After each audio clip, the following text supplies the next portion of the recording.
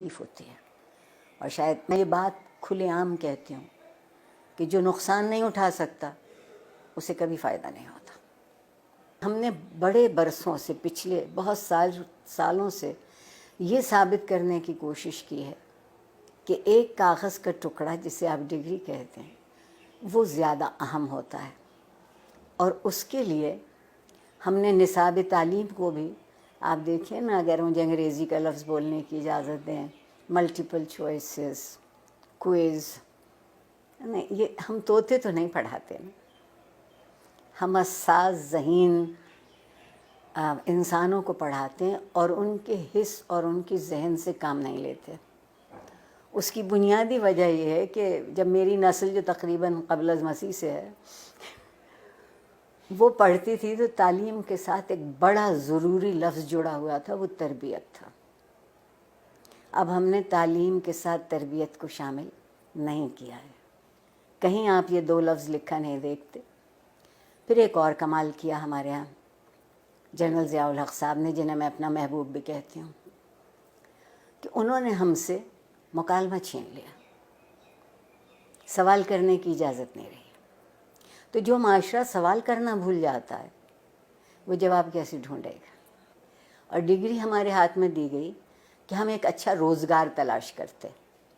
میں کہتے کہتے مر جاؤں گی کہ زندگی کو روزگار چاہیے ہوتا ہے، روزگار کو زندگی نہیں چاہیے ہوتی. ہم کندھوں کا بوجھ بڑھا رہے ہیں، ہم ذہن کو وسیع نہیں کر رہے، کشادہ نہیں کر رہے. استاد کو اجازت نہیں ہے کہ جو کتاب اس کے ہاتھ میں ہے اس کے علاوہ وہ کچھ کہہ سکے کہ کہیں اور سے پڑھا ہو. ٹھیک.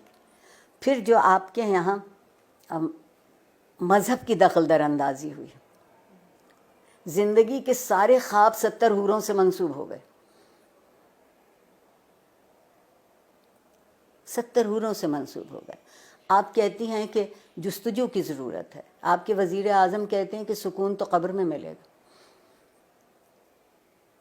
تو جو اس سکون کی تلاش میں، وہ جستجو کیوں کرے گا؟ بیٹھے بیٹھے انتظار کرے گا. ہمارے یہاں پیمانے بدلتے ہیں، ہمارے یہاں معیار بدلتے ہیں. اور جس معاشرے میں انصاف نہیں ہوتا وقت کی مصلحت ہوتی ہے. اور جس معاشرے میں ہر کوئی ریاست کا شہری نہیں ہوتا اور اس کے حق برابر نہیں ہوتے کیونکہ اس کا رنگ یا اس کی نسل یا اس کا عقیدہ یا اس کی زبان ہم سے الگ ہے، تو آپ بتائیے وہاں لوگ ڈھنگ کی زندگی کیسے گزاریں گے؟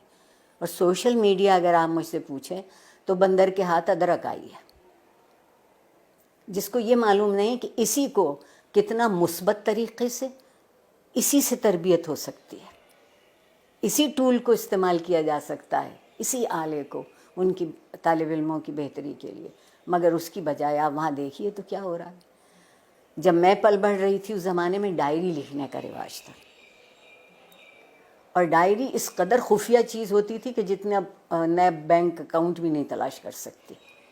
اب آپ کوئی بات لکھتے ہیں اور اس پہ 2-4 منٹ کوئی دوسرا کوئی تبصرہ نہیں کرتا تو آپ اداس ہو جاتے ہیں کہ میرے سٹیٹس پر ابھی تک کسی نے رائے نہیں دی.